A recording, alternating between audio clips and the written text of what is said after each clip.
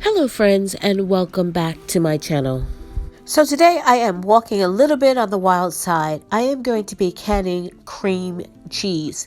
A lot of people say it can't be done. A lot of people say it shouldn't be done. A lot of people say there's no approved method to canning dairy. So this is a rebel canning method.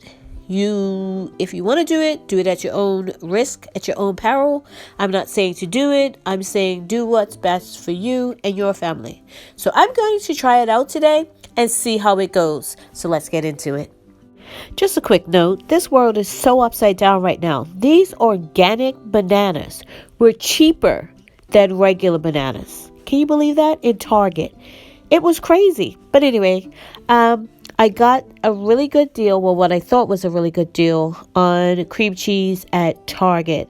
So let's get ready to rebel can some cream cheese. The first thing I do is wash my jars and lids in some warm soapy water with a little bit of vinegar. I make sure I wash everything and sanitize it. I know a lot of people just use their lids right out of the package. I don't, but anyway. And I oven sanitize when I have a lot of jars, and yeah, it works for me. 250 for 20 minutes is just like boiling them in hot water. This is the water I'm going to use to melt down my cream cheese. This is my stainless steel stock pot that I'm going to use to process them. Once I get them in the jars, my lids are in the back and they are warming in some warm water, not hot, but warm. And I'm going to get started. So I find that cutting my cream cheese is the easiest way I can put them in the jar. Now, what you don't want to do is what I'm doing here, using my stainless steel knife in my jar. You don't want to do that. So let's get these jars filled.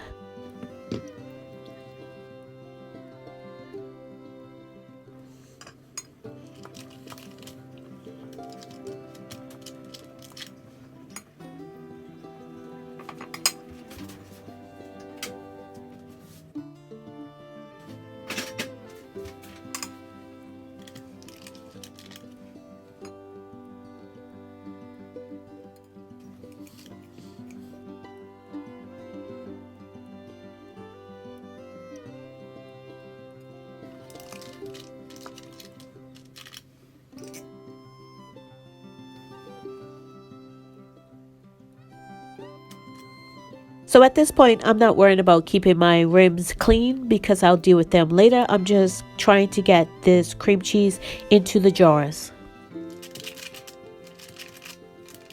So as I went along, I found that if I cut my cream cheese up in little blocks first and then put the knife aside, I didn't tend to reach for it as much as I was in the beginning. I was just using the silicone spatula. So that's what I reverted to at probably the second or third jar.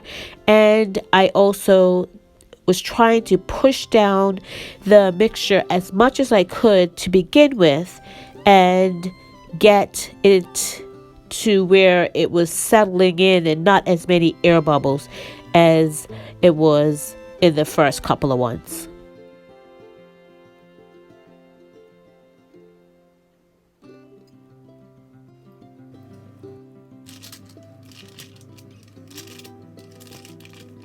So you know what they say, the third time's the charm. So I pretty much hit my groove right here.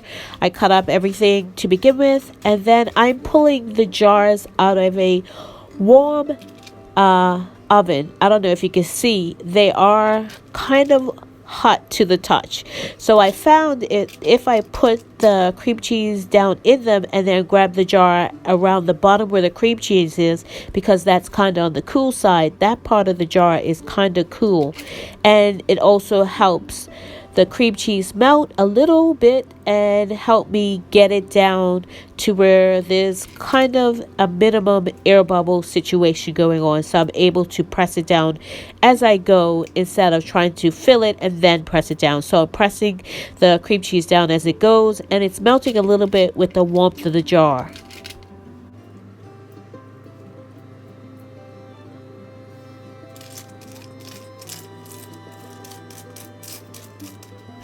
So you know how they say hindsight is 2020? Well, I've gotten all my jars, and I'm actually pointing to the two back ones that are really high, but I left them. Yeah, so all my jars are filled. I'm going to put them in the oven, and I'm going to process them for 30 minutes. So I set my oven to 200 degrees. The water I am putting them in is also warm. My jars are warm because I did sterilize them in the oven, and I'm going to process them for 30 minutes at 200 degrees, and there's about an inch or so of water in my pan, which is also warm. So I've processed them for 30 minutes, and now it's time to take them out and debubble.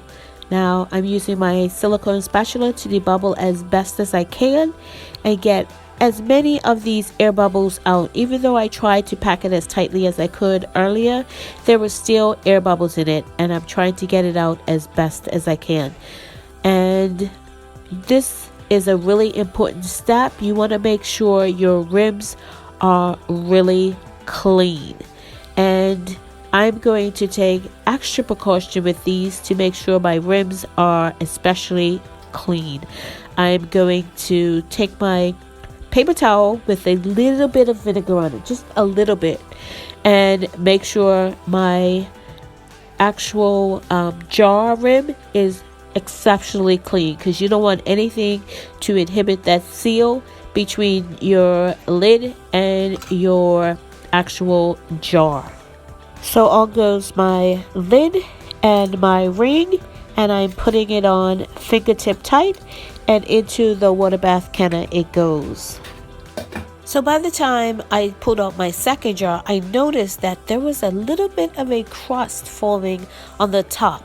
So what I did was I eventually just turned it in and mixed it in with the rest of the cream cheese, and hopefully, cross your fingers, it will all be okay. So about 10 minutes into my processing time, I knew I had a problem. This is my water after I have processed the batch of cream cheese, and as you can see, it looks like milk. So I know I had major seepage, and I should have known because my jars were too full, even though that's what people were doing.